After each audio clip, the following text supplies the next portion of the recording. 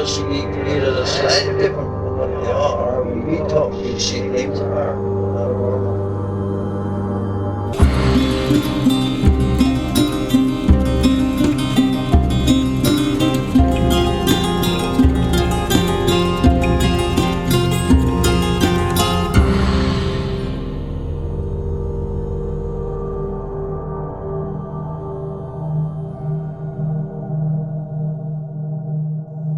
You're listening to Strange Familiars. True stories of the paranormal, cryptids, hauntings, the occult, mythology, UFOs, folklore, weird and forgotten history.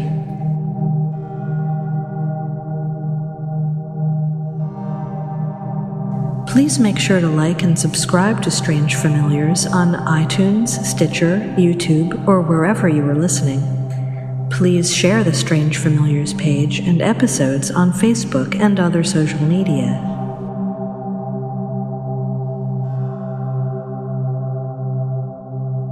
If you have experienced something strange, or if you know a story you would like us to cover, email strangefamiliarspodcast@gmail.com or find us on Facebook, facebook.com/strangefamiliars, and of course, strangefamiliars.com. Welcome to Strange Familiars, and welcome back, James. Oh, nice to be back. Been a little while, but James is a traveling man. He's up and down from Pennsylvania to Canada and back. Yeah, quite a bit. There's a lot of beautiful stuff to see through upstate PA and upstate New York, and well into Canada as well. And you saw something pretty crazy, but we're going to get to that later in the episode. So let's leave everybody hanging. First, we're going to talk to Christoffer. I talked to him about Swedish folklore and a really interesting encounter he had with something, and I hope I pronounce it correctly. I believe it's called a Skogsra, or a woodwife in Sweden. Very, very interesting account we have with Christoffer. Yeah, for sure. But we will come back and we'll hear James, which may or may not relate to it. It's really interesting. I find the correlation to be somewhat interesting, so I feel like it fits for sure. Yeah, especially since at the time you told me this, you hadn't heard anything about Christoffer's account. And I'm literally editing the episode together, and you call me up and you're like, I saw the weirdest thing, and you're telling me about it. I'm like, whoa, that really fits well with this episode. So that was really cool. So we'll come back and we'll hear James' account of what he saw very recently, so it's very fresh in his head, so that'll be cool. First, we're going to talk to Christoffer. I think everybody thought I might have murdered you and buried you in the basement, James. Well, I've emerged from my my basement-like tomb. James is undead. No, it's lots of nice positive things happening on my end, and there's a lot of life changes and stuff over the last few months, but all of it's been for the positive. Good. And so it's been really, really great, but I've had to put my time into a lot of rearranging schedules and figuring out what things look like now, establishing a new normal, if you will. Sure, exactly, yeah. And right about the time your schedule changed, my schedule changed, the kids got off of school, and things just got jumbled up, so it's just been hard for us to link up. Happy to have you back, man. Yeah, for sure. There's definitely things to catch up on. And that second patron show should be coming maybe next week. James and I went out to Site 7 again, and without giving too much away, it was a pretty interesting night. It was a really, really interesting night. Even when we thought the night was sort of over or something pretty crazy had happened, which I'm excited about. yeah, something presumably 100% natural, but still very rare and very, very, very interesting. I kind of teased it a little bit in the Facebook group, and everybody was guessing, like, "Oh, you saw a chupacabra?" I was like, "No, was it this? Was it was it a goat? It wasn't. I think it does count as a roadside crossing. It does, yes, it does. But it's a very rare. But I told him, I said, no, it's a completely natural animal, but just happens to be very rare.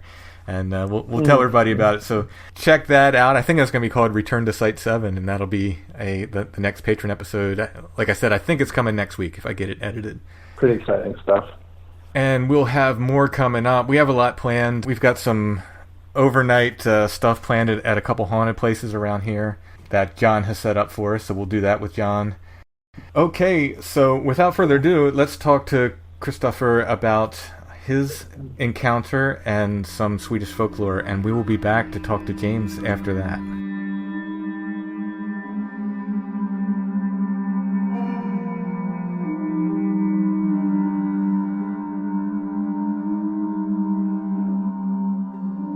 Like, you know what Vitra is? No. Vitra is it's like an invisible people that lives underground, but also like in a parallel world. Kind of like if you think like Stranger Things. Right, yeah. Yeah. If you go southern, the Vitra people is completely different from like the northern part of Sweden. So everything changes throughout. So it's a very broad spectrum. Let's just start, I guess.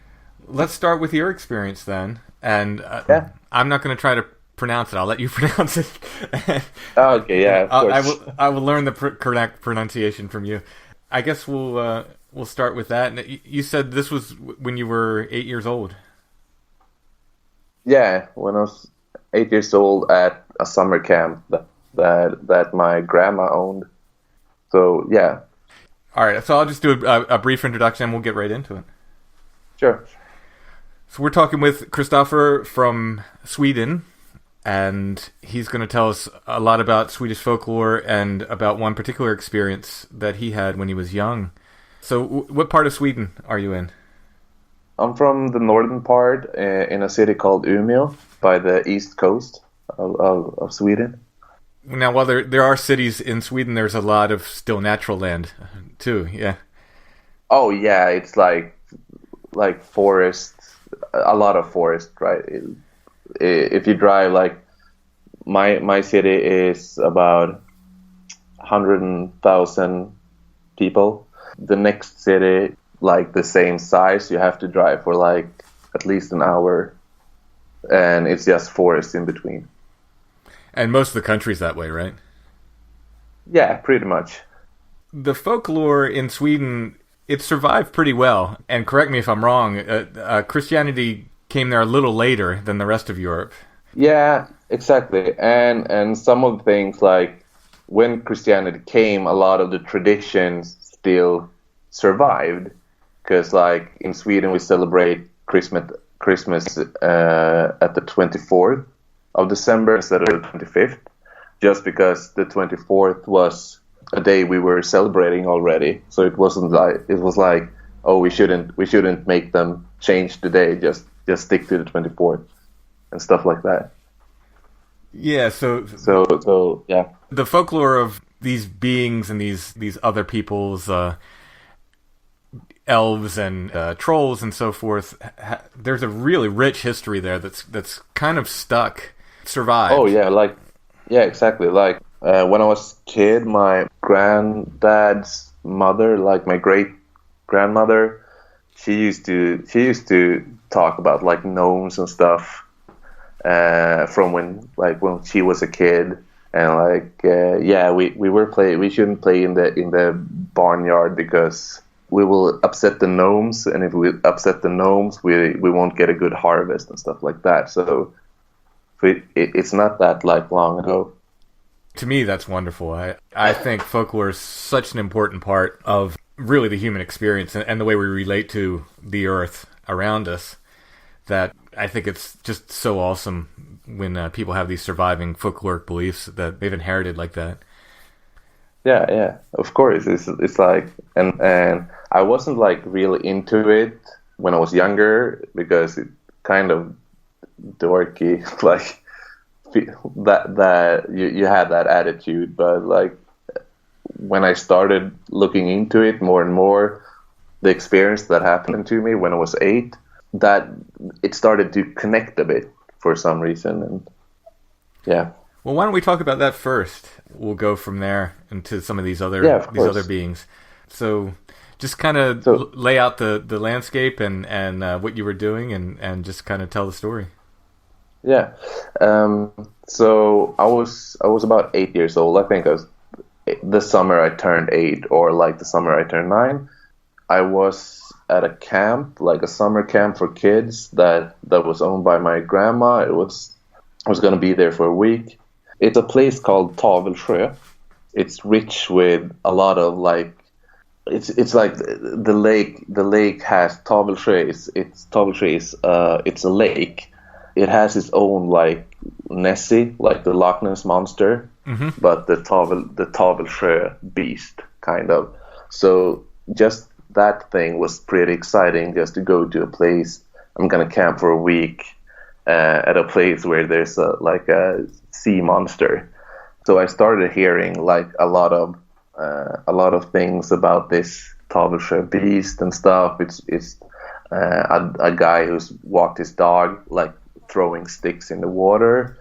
He and the dog ran into the water, grabbed the stick, ran back, and he threw it again. And after a couple of times, the dog didn't. It just heard a big like splash, and the dog just disappeared. So a lot of like stories like that, and people getting like have to fish with like shark lines when they fish, but they still keep getting like ripped off. And yeah, so anyway, so I thought it was pretty cool when I was like 8-9 years old. Then like one night we were gonna camp outside because we were all living in like a big house. But we had one night when we were like, okay, we're gonna go out near the lake, like down the shore, and camp out there. And of course, like campfire and stuff, people started telling ghost stories. And then they told a story about the house we were living in. That was like, it's a known story about that house from like the 1800s, about like a kid or a couple who tried to get a kid, but they didn't succeed. So they took in like what's called a trollpacka. It's like a troll. Not like a troll, it's like a sorceress, kind of like a woman who deals with sorcery and but also has a connection to trolls, kind of. Okay. Yeah. So they took in her to help, and I don't know, I don't really remember if she gave them something or whatever. And then they got a kid, but the kid was like hideous, and so they didn't want to show anyone the kid, so they just kept him in a cage in the basement, and he ate like a lot of so much, so they have to just keep feeding him, and one day he broken out of the cage and just ran into the forest, and no one ever saw him again. But after a couple of years, like farmers' cows started to disappear, and people said they saw something huge, like roaming around the forest and stuff. Yeah, so that's like the basis of that story. But they ended it with like, and a lot of people around here when they're alone, people hear someone from the forest calling your name over and over, and whatever you do not go into the forest, because then you will disappear. So yeah, I was 9 years old. That story was cool for me. Yeah. So anyway, so everybody fell asleep, and like around, I had trouble falling asleep, I remember, because I looked around. I was laying in my like sleeping bag, and I looked around, and everyone was sleeping, the fire had gone out, and then all of a sudden I started hearing someone in the forest calling my name, and I just froze, and it just kept calling over and over my name, and I was like, what the fuck is going on? This is... So, I was terrified. Just your first name? Yeah, just my first name. Mm-hmm. Just Christoffer, over and over.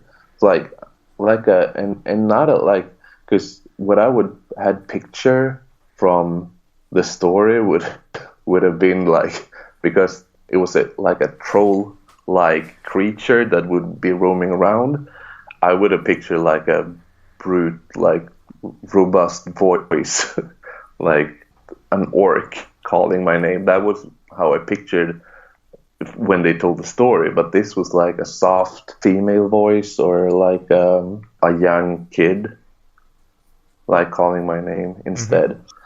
Anyway, so I just lay there, I think, and it kept calling, and I don't know how long, but I just laid frozen and just tried to pretend I was asleep like everyone else until I finally fell asleep. But the voice kept calling over and over again. And the next day, I think I told one person, and he just left. So I didn't tell anyone about that until a couple years later. But anyway, like the next day when we were going, it was like the last day of the camp. I was in the house where we were sleeping, and I kind of, you get the feeling when someone's looking at you. Sure. Yeah.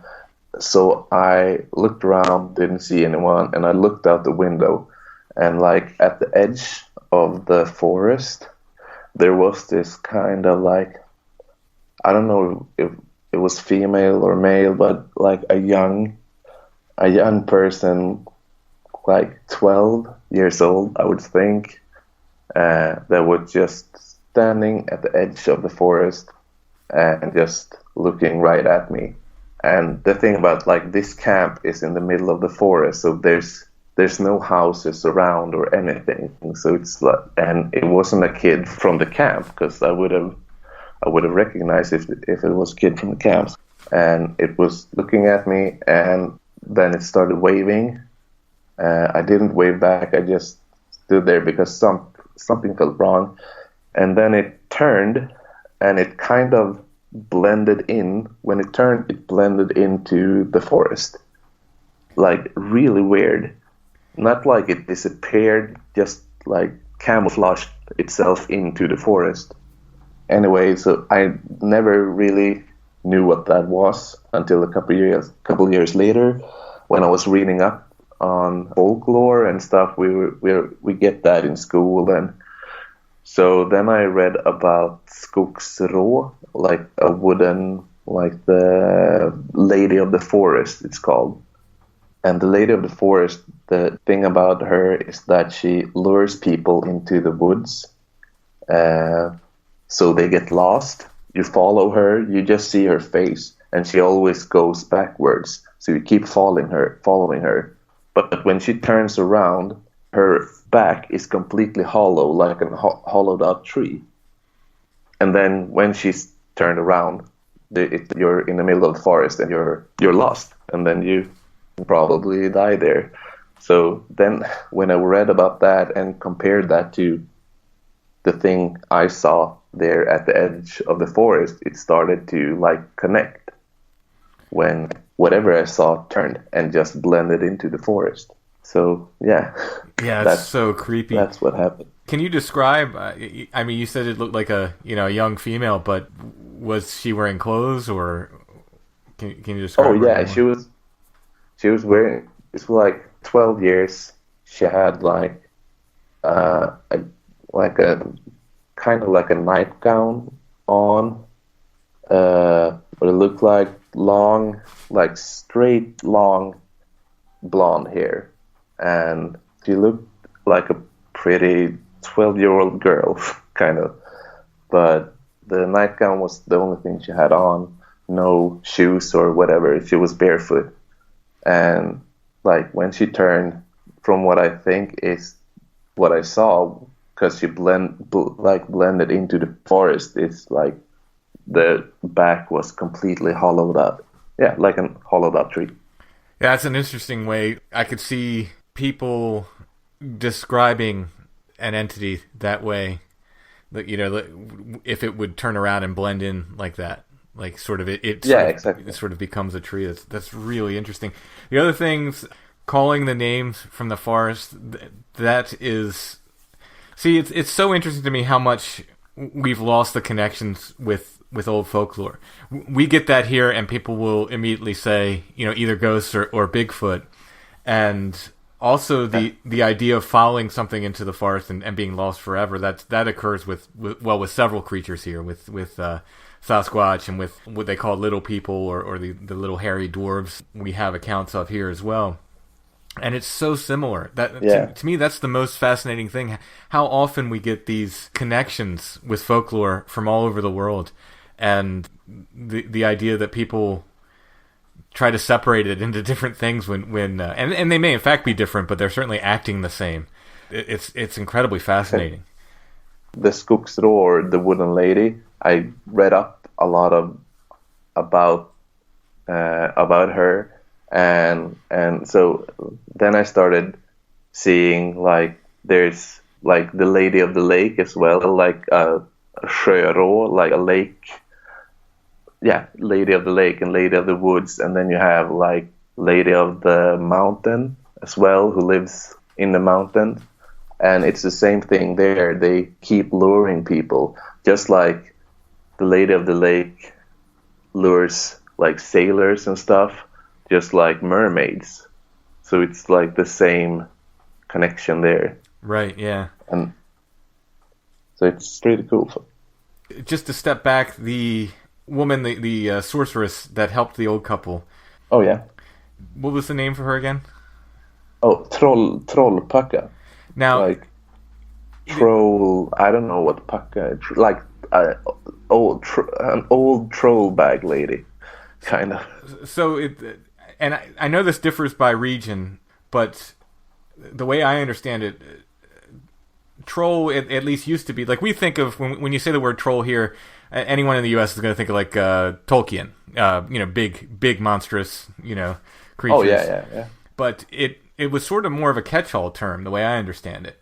Again, correct me if I'm wrong. Oh, the thing, it's like, it's divided up. Like there's different like troll species, like, or races of trolls. So you have like the forest trolls, and you have small trolls, and then you have like the mountain trolls. Some say like some mountain trolls are an entire mountain. Like that, you shouldn't go up on that mountain because that mountain is a troll. But then you have like trolls that lives in caves in the middle of the forest, and I think you have like every kind of troll except like lake trolls. I've never heard of that, but right. I guess it's more of a general term describing supernatural or these other entities. Oh yeah, kind of. Like, it's this thing about trolls is like, the basic thing about trolls is like they live in the forest and they lure kids into the forest, or they go into like the village and they snatch babies and replace them with troll kids. That's the changeling. That's interesting. Do you know any lore how to tell a changeling? Was there certain ways touching them with iron or anything like that? Oh yeah, the iron stuff, and of course when Christianity came, people started taking that, like holy water works and stuff like that. And if they have a tail, it's a troll. It's like stuff like that. But that's kind of obvious, I guess. Right. Again, just the universality of this folklore is stunning to me. Are there big hairy creatures that live in the woods? I guess those would be just typical trolls. Around here, I guess we got a lot of, like, lately it's been a lot of like goatman reports. If you know about like the goatman. Yeah. So there's a lot of like people telling stories about meeting what they think is the goatman in the forest. In more like modern reports, you mean? Oh yeah, like last year and stuff like that. Oh, that's awesome. So I read a lot of stories about like people being followed by goatman, and people getting like, they start like, or someone who's trying to impersonate a person speaking, but just keep repeating what someone else have already said and try to reuse the words and stuff like that. So let's talk about house gnomes. Oh, house gnomes. Those are the best. Because my great grandma, she told me when she was a kid, they couldn't play a lot in the barn, because if they played too much in the barn, they would upset the house gnomes. And if the house gnomes were upset, they would do a lot of bad things. Because if the house gnomes is happy, then you have a happy home. But if the house gnomes are angry, then they'll destroy a lot of, like, the harvest won't work, and the cows will get sick and stuff like that. Would they do mischief in the home too, like poltergeist kind of stuff? Oh yeah, of course. Like move things. Like, because they're tiny, they can like run around, and they're fast too. They're super fast, and they just run around, move things, and just like poltergeist, just do annoying stuff, kind of. Was it common in her time to leave offerings or food? Oh yeah, we still kind of do that. Oh really? Oh yeah, it's become like a tradition. You leave like rice pudding or rice porridge. It used to be you left it out for the house gnomes, but when like Santa Claus came, he kind of took over the role. So now we put out like rice pudding for Santa Claus the day before Christmas. Yeah, we here it's cookies, but milk and cookies. Same idea. It probably does just evolve right from the idea of leaving the offerings for the house spirits. Yeah, it comes from the gnomes, and when she grew up, they did actually put out stuff for gnomes and not Santa Claus. All right, let me see. I'm looking at your list here. Oh yes, the nude man who lures people or lures children to the river. Oh yeah, Näcken.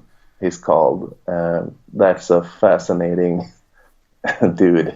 The story is, it's like there's a guy called Näcken, or an entity that plays the violin, and he always sits at the creek or the river and plays. And if you hear his melody, you can't stop listening to it. You must keep listening to the melody. And if you're caught in a melody, he will play and slowly back down the river, and you keep following, and then eventually you go down the river and you drown.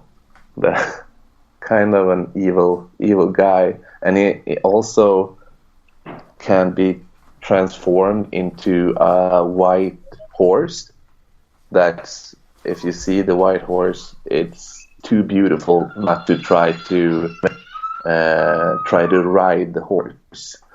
But if you get up on the horse and you sit on its back, he will ride down to the lake or like the river, and he will drown you because you can't get off the back of the horse. But we got more like invisible people, and like the Vitra. That's like an invisible people who lives like in a parallel universe. It's underground, but it's kind of still the same. It's like a mirror world, kind of. So, like, if you go to Iceland and you drive like down a straight road, they will sometimes just put like a huge turn around nothing. It's like, for some reason, it's just you have to go around something that isn't there. It's like, oh, it used to be a huge house here, but now it's gone. But that's not it, because then it's the reason why is because it says like this is a Vitterstråk, it's called. It's like a road for the Vittra, where when they put out the cows to like eat or stuff, then that place is their place, because if you disturb that place, bad things will happen.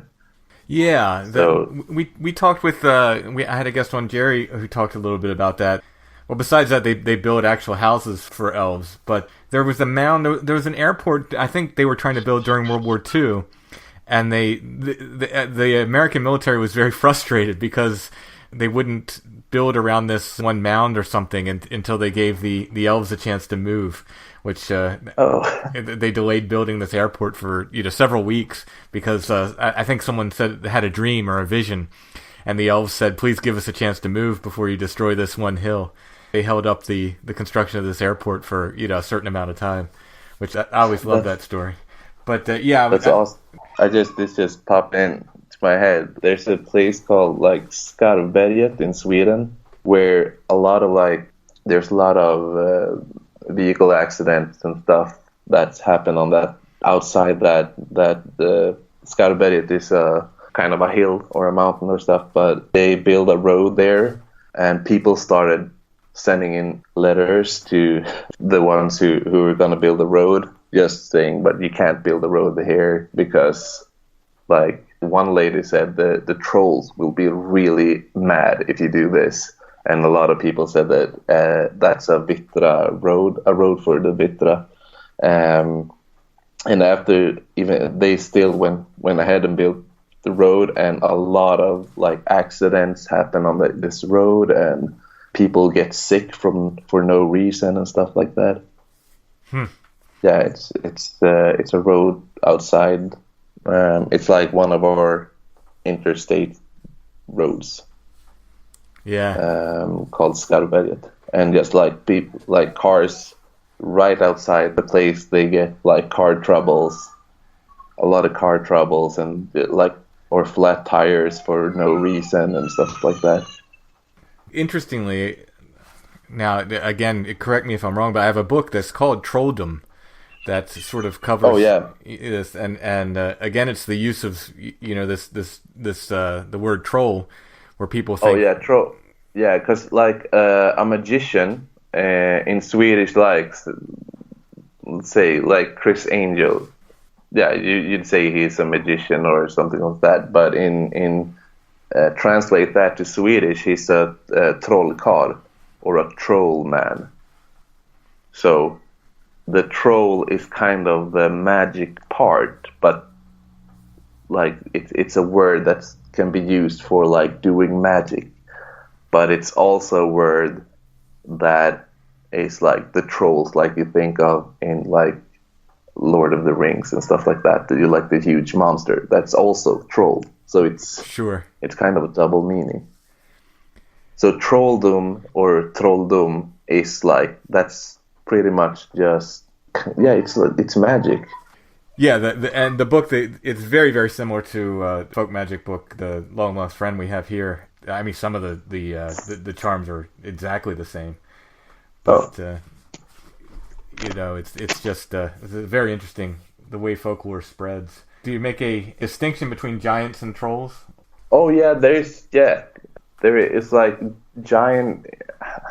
I don't know, like the specific difference between like the giant is like a giant person, like a huge person. A troll is more like another kind of a creature. It's like they have because trolls have tails, huge noses, and often hairy. But giants are more, like a person, but a giant in giant form. I think that like trolls, they're more common than giants. I know that the giants I've heard of is often in like they live up in the mountains. Bergsjätte it's called. So it's like, but for some people they say like, no, it's from in different areas. It's like one town will say it's a giant that lives there, and a town or a village a bit north of that town will say no, it's a troll, but it's a mountain troll. So it's I think most commonly it's trolls, and in some parts they're giants. Overall, I would say trolls. Do you know any graveyard lore? That's more like ghost stuff, I guess. I know there's a grave. I don't know if it was like a killer or something, a murderer that no one liked, who was buried there like in the mid 1800s, for some reason it keeps getting fresh flowers, and no one knows why. But it's just like you can be there, and it's like there's no flower. You take the flower if there's fresh flowers at the grave. You take the flowers, and then you just walk 100 yards, turn around. There will be new flowers on the grave. And stuff like that. That's creepy, though. Yeah. I have a friend who's from that, because that's I think in Småland, in the southern part of Sweden, and she's from there, and she's said that she's seen she went there, and when they came, there were no fresh flowers, and they're like, oh, what a disappointment. And then they just they walked around the graveyard, and when on their way back, there were fresh flowers at the grave. So then they were really creeped out. Yeah, that's a creepy one. Is there anything we didn't talk about that you want to cover? I have a tiny ghost story as well that happened. Not huge, but a minor one. Well, I mean, can you want to tell that now? I'd love to hear it. Oh, yeah, I can say, yeah. So, yeah, because this was like when I was about 15 years old. Me and my friend, his name is also Christoffer, for some reason, like, I'm from a small village in Holmsund, and everyone who's born the same year I was born was named Christoffer for some reason. Like, there's like 15 Christoffers at one school, and it's like a school of 400. So yeah, anyway, so me and him, we were so into like ghost stories. We were like reading about haunted places around where we lived and stuff. And a girl who was in the same year as us but in another class, she's like, oh, my house is haunted. And we were like, oh, that's cool, we have to go there. And she told us, because it's never been haunted until they started renovating, and they took down a wall, and they saw that inside the wall it was like paintings of like dead flowers. And they was like, this is weird, why would you stuff like dead flower paintings inside a wall? But anyway, they took down the wall, and I think they gave the paintings to secondhand or something.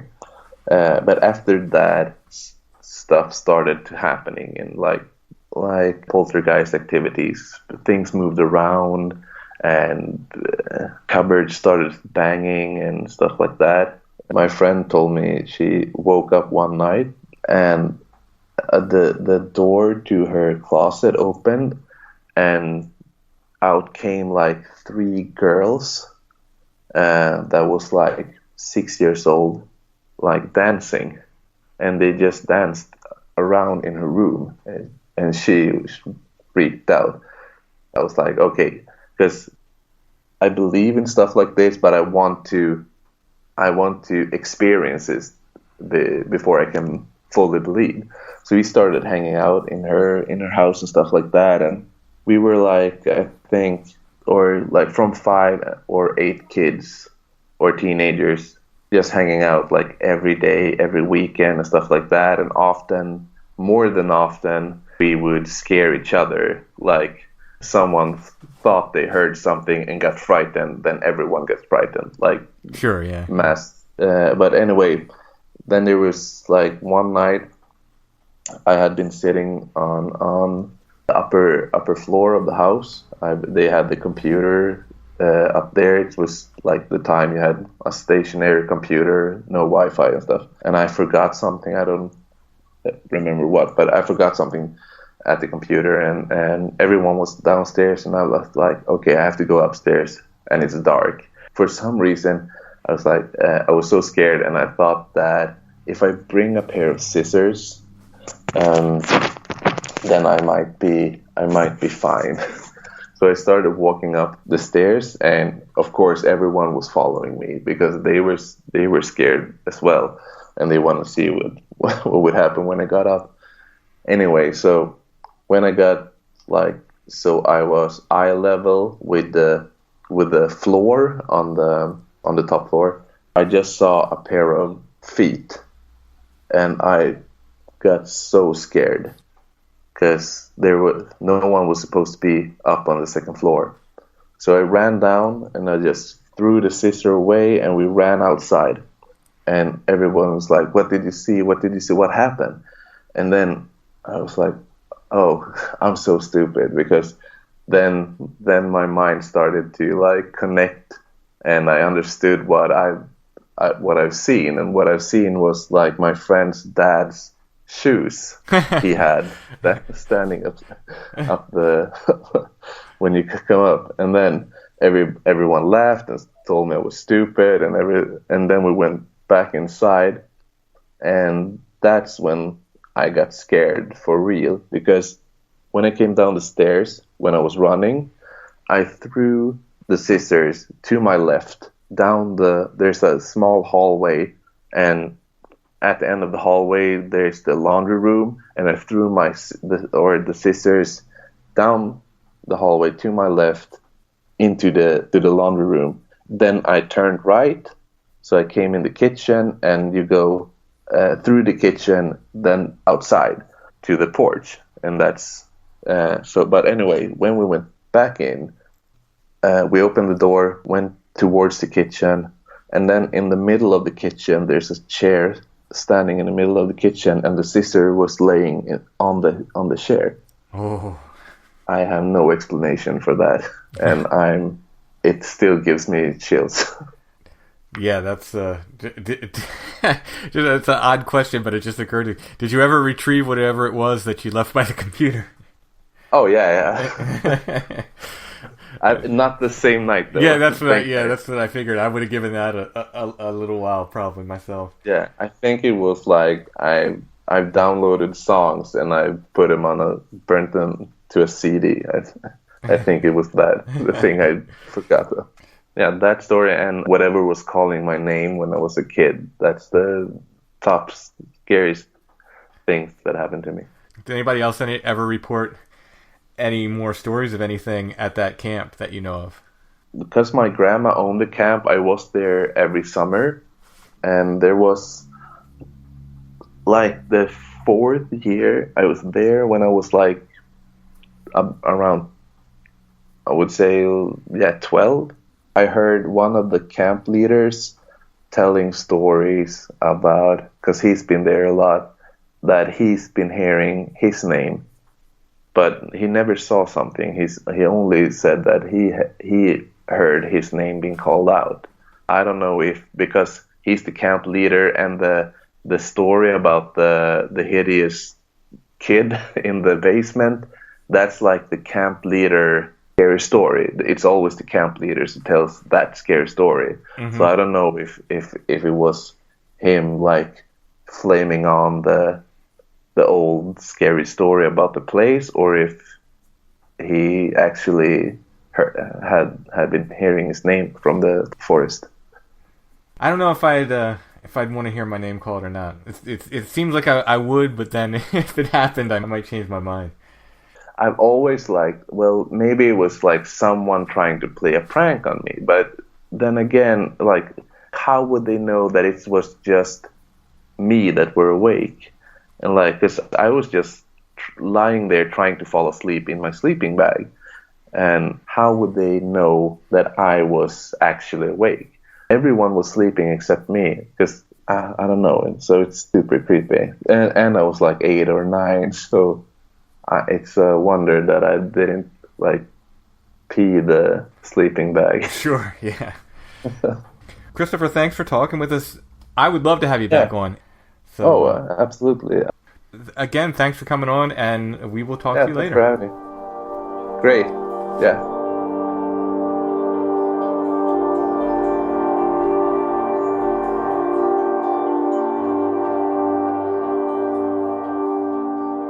So, after I edited Christoffer's interview, I opened this book of Scandinavian folklore I have. It's called Vasen, and it's by Johan Egerkrans, and I'm sorry if I pronounced that wrong. And I was looking up the Skogsra in the book, and there's something really interesting in it. If you recall the story he told about the couple that lived in the house at his grandmother's camp in the 1800s who couldn't have a child. There's a paragraph in this book, Vasen, in the Skogsra section, and it says, "Any man who has a relationship with a woodwife will find it hard to free himself, and trying to break away can be dangerous. The sprite can ruin the man with her magical powers, and if he is a huntsman, he would do well to change his job. She can even drive him mad or make him seriously ill, and if worse comes to worse, he will die under mysterious circumstances.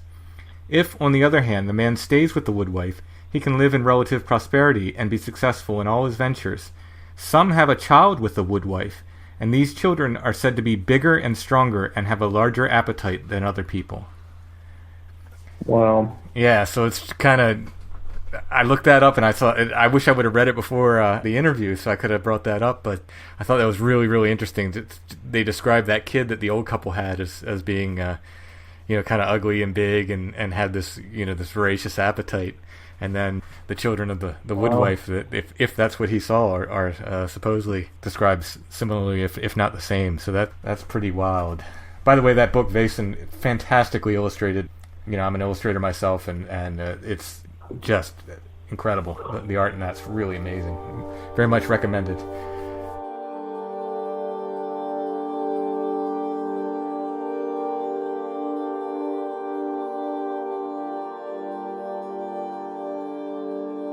I just want to remind everybody, if you want to help Strange Familiars, the best way to do it is to be a patron. You can go to patreon.com/strangefamiliars. $3 a month, get you bonus content. I think we're going to have 2 patron shows up this month. We're going to try moving to that model, I think, in the future. I'm not promising it, but I think we're going to try to do 2 patron shows every month from now on. So we would do 2 regular shows for everybody and 2 patron shows as well. Don't hold me to that, but I think that's the way we're moving. And there's all kinds of levels of support there at Patreon if you want to look. Things like books and stickers and pins and so forth. That's patreon.com/strangefamiliars. Without patrons, no Strange Familiars. That's the only support we get. We don't do advertising at this time. We don't get any kind of funding or anything. So thank you, patrons. Without patrons, no Strange Familiars. And thanks, everybody, for listening. If you can't afford to become a patron, you can always leave us a good rating and review on iTunes or Stitcher or wherever you listen to Strange Familiars.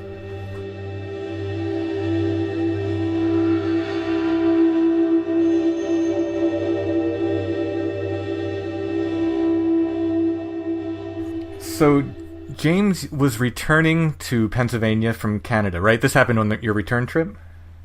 Yeah, this was actually, we're recording on Monday the 20th, I believe.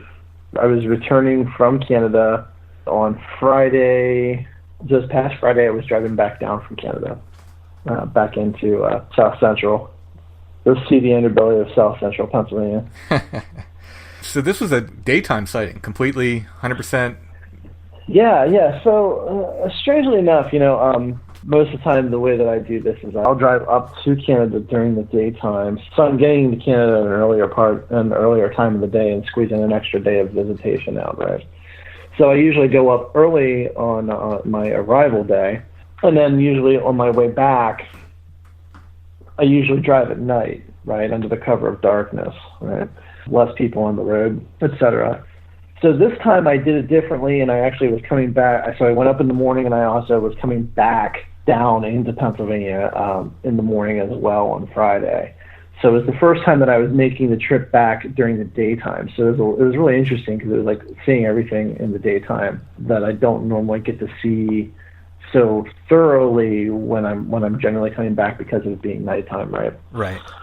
I've taken the trip back and forth quite a bit over the last 6 or 7 months, and I gotta tell you, every time I'm driving up through there, as soon as you get into like upstate PA and you start getting into the mountains and heading into like rural New York, just like a lot of the listeners probably taking a trip like that through those rural parts, if you have interest in this sort of thing, it definitely sends your imagination, running a little bit, and you start wondering if you're going to see anything. Like, am I going to see a road? Am I going to have a roadside crossing this time? You know what I mean? Like, you're wondering about that kind of stuff, and you're like ultra vigilant, looking around, trying to be observant of the environment. But at nighttime, it's you can't really see so much. So Anyway, I had never actually had any experiences driving up or driving back prior to Friday morning, right? So I'm cruising down through, and I would imagine it was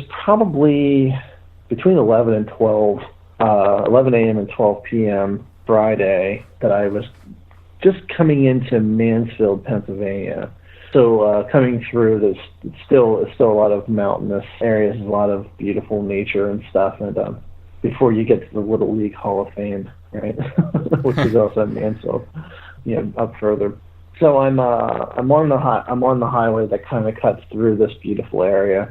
I'm heading towards the Little League Hall of Fame, moving my way through what's left of the beautiful mountainous area.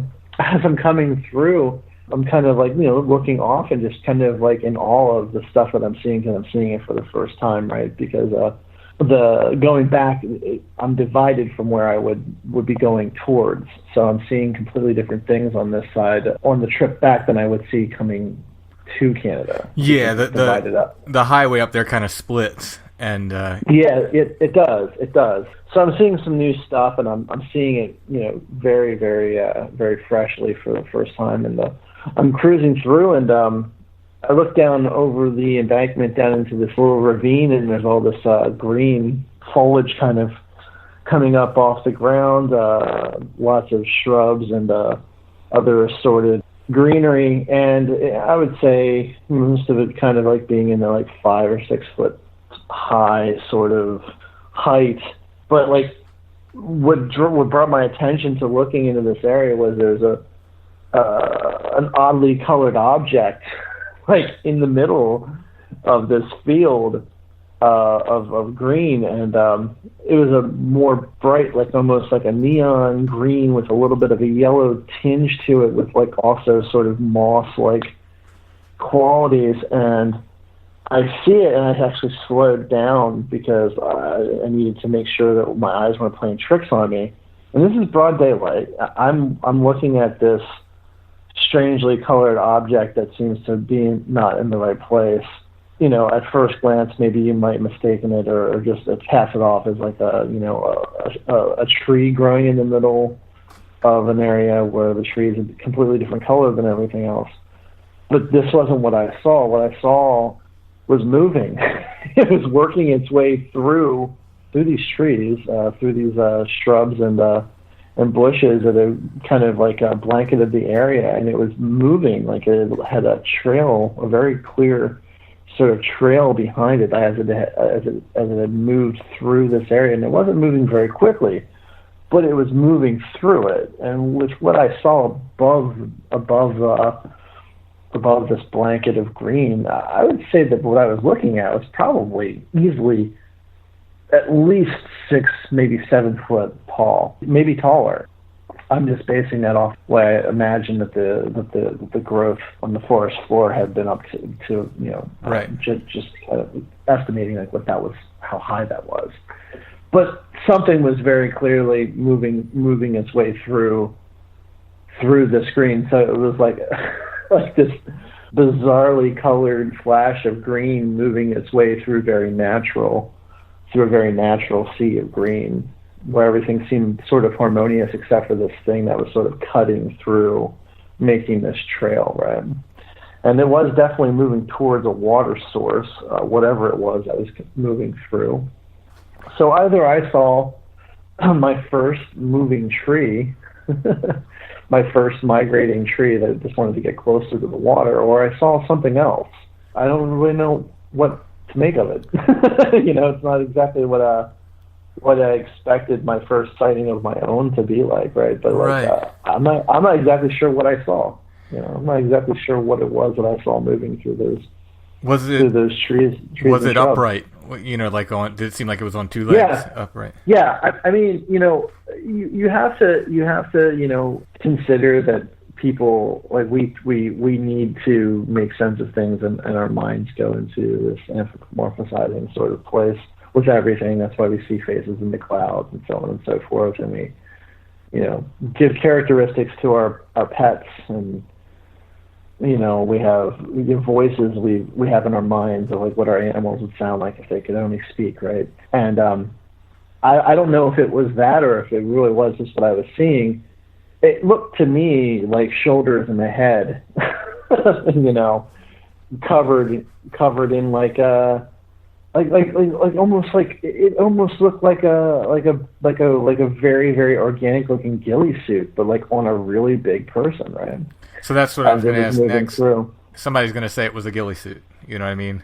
Well, then, if it was someone wearing a ghillie, I have no idea why someone would be wearing a ghillie suit trekking their way through that area. It's the middle of nowhere, and there's nothing there. It's rather warm as well. Well, extremely warm, and also you know, there were some storms happening as well. I don't think that's what I was seeing. I really don't, unless there's a basketball player-sized person who would just happen to have been in that specific spot walking around in a ghillie suit for me to see. Like, that just seems right. I don't know. I don't know. It just my instincts on what I saw are you know, not that I saw a person in a ghillie suit. Sure. I say ghillie suit because it looked like you know, it was a green color, but it wasn't like any kind of green that I've ever seen in a ghillie suit. Ghillie suits generally have more of a forest colors. This was something much more like akin to like different mosses and almost like leaves that had been like fallen from the trees, so they were starting to. There's lots of like yellows mixed into this, like you know, neon greens and yellows. Yeah, so like much brighter than a ghillie suit would be. Much brighter, but it looked like I was watching a moving.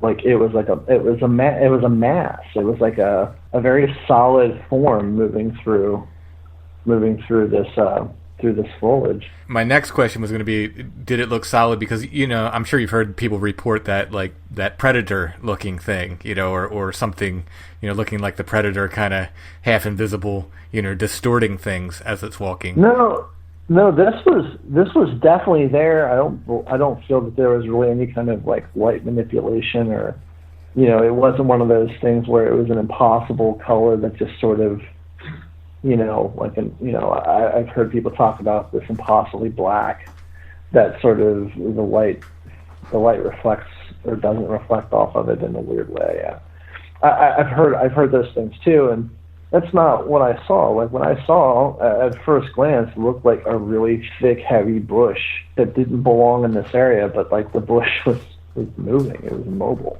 moving through this other bit of growth.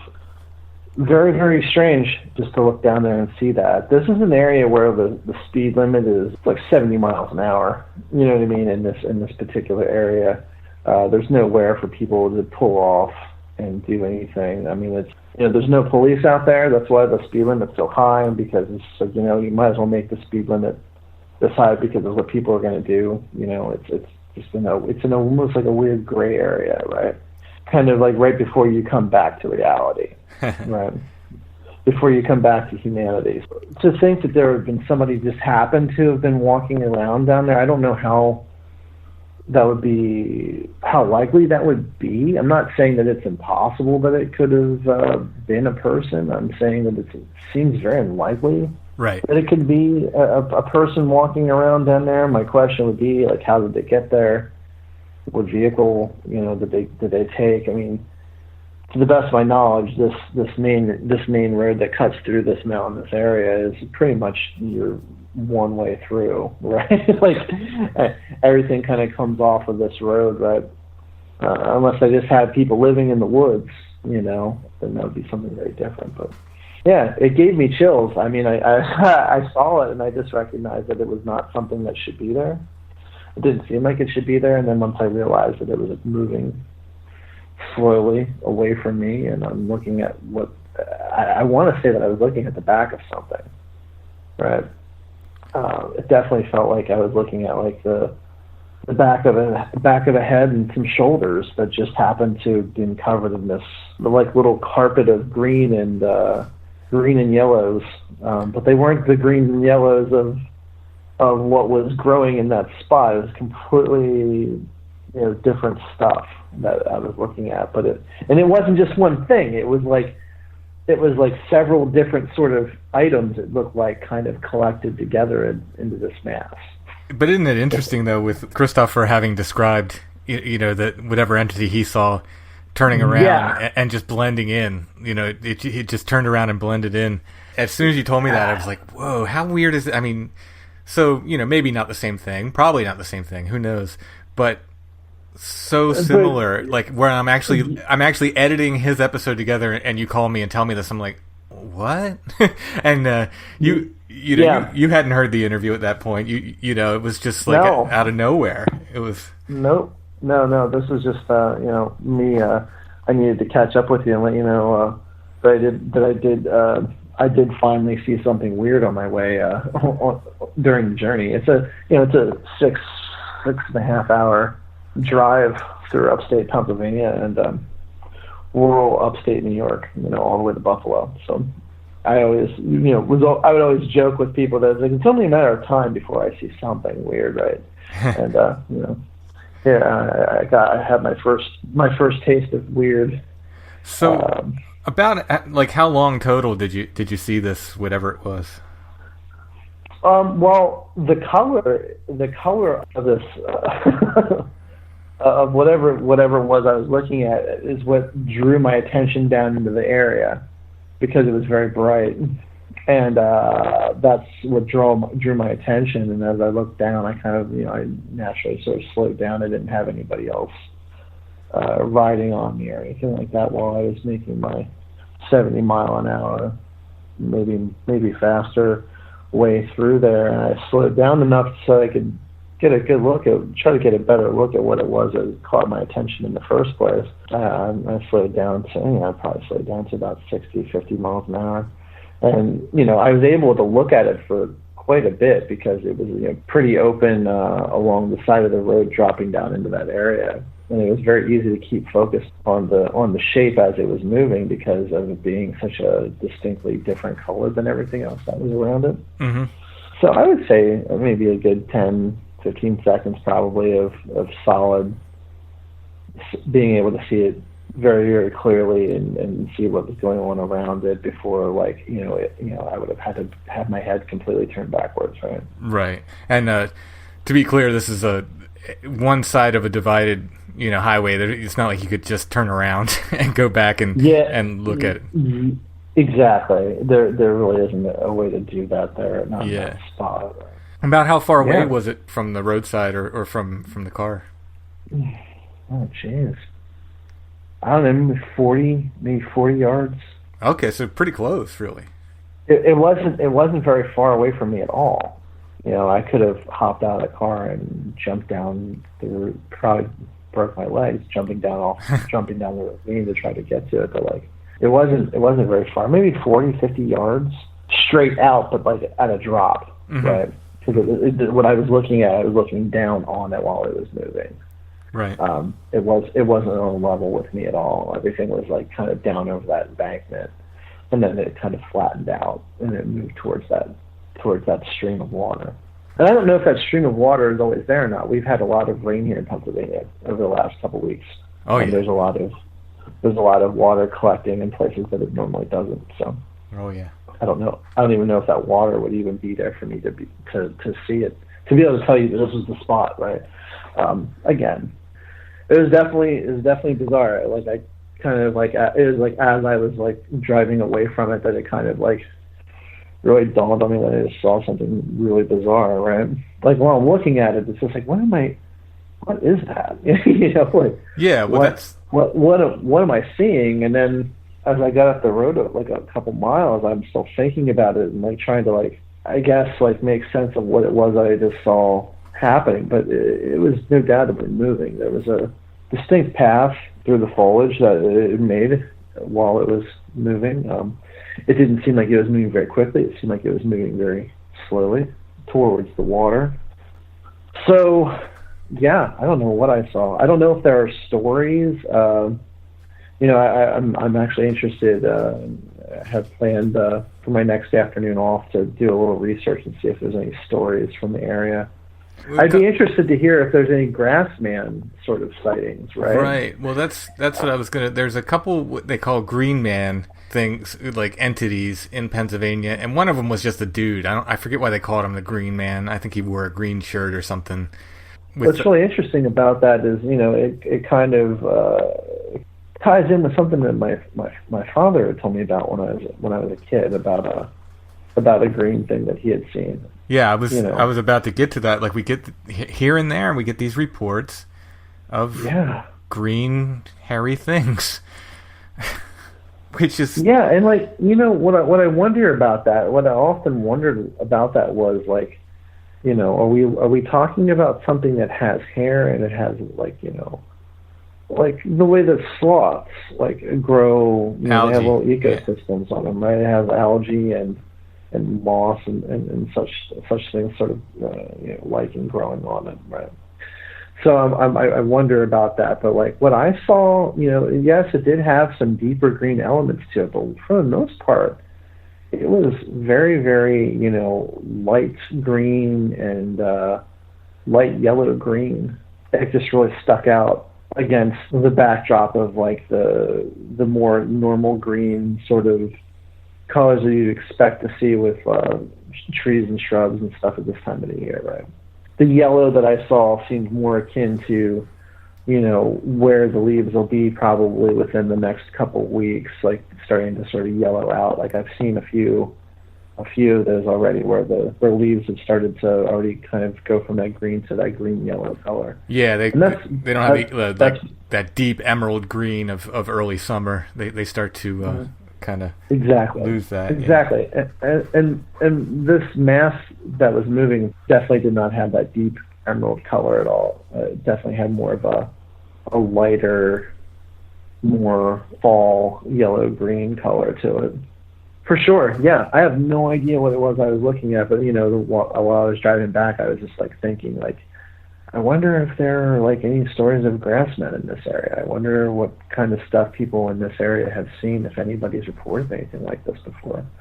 So it's definitely something I want to. Well, we'll have to dig in, and then maybe we'll start getting stories about people seeing green men and tree people. Well, yeah.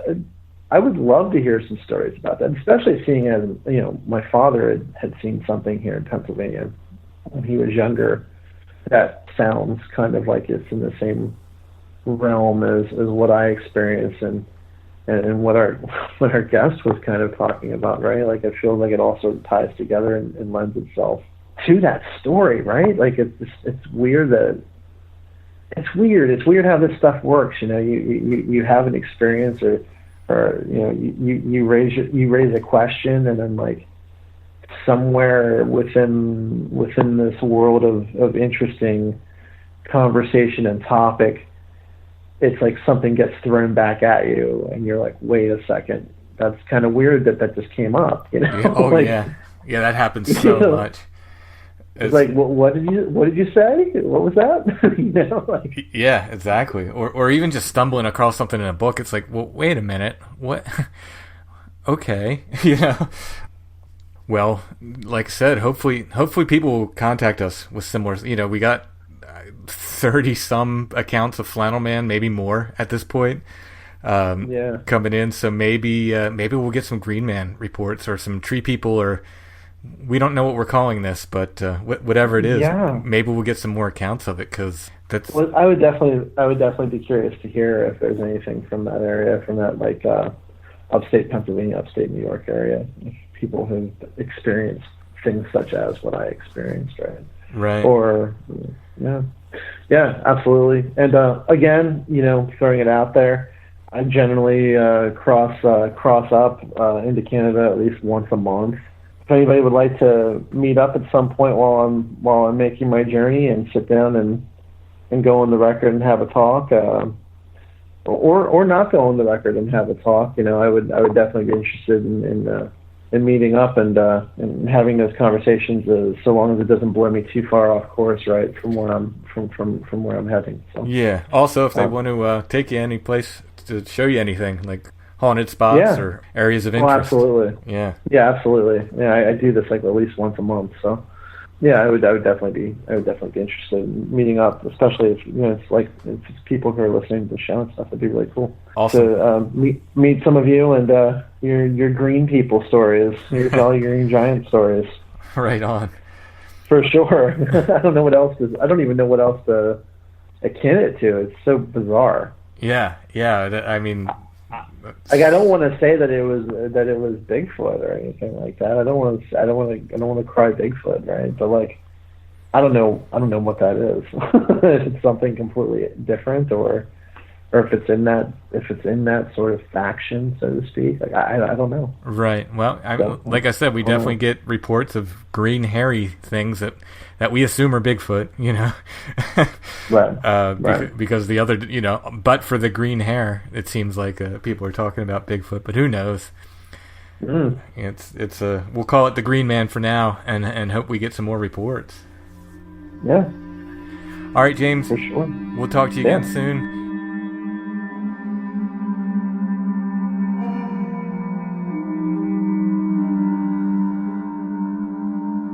Strange Familiars is a production of Dark Holler Arts, music, books, art, podcasts, and more. DarkHollerArts.com. If you're on Facebook, check out the Strange Familiars Gathering group. You can like Strange Familiars page, but we also have the Strange Familiars Gathering group, which you can join and share articles and pictures and anything. It's a pretty fun group, and it's growing every day. So that's Strange Familiars Gathering on Facebook. Intro and background music is by Stonebreath. Stonebreath.bandcamp.com for more.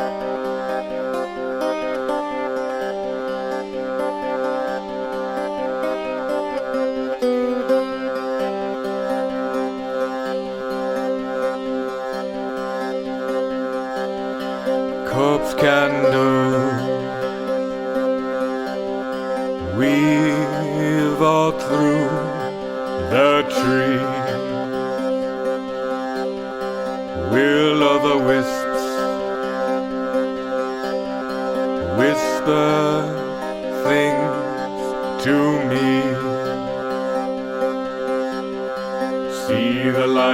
are drifting, see the lights are floating on, see the lights are changing right before our eyes.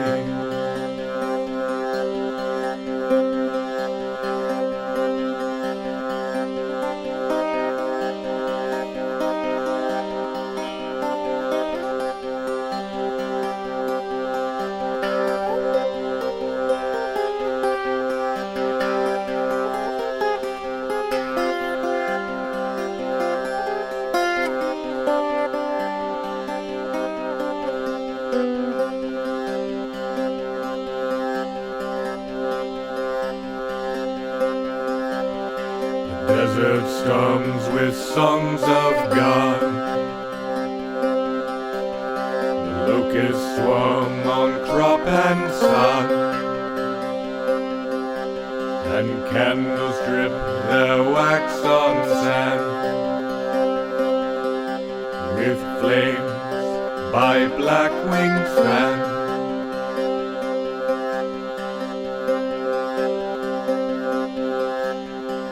Just beyond the candles dance, the shadows held in flickering trance, a subtle glow, a stranger sight, the lantern of the greening light.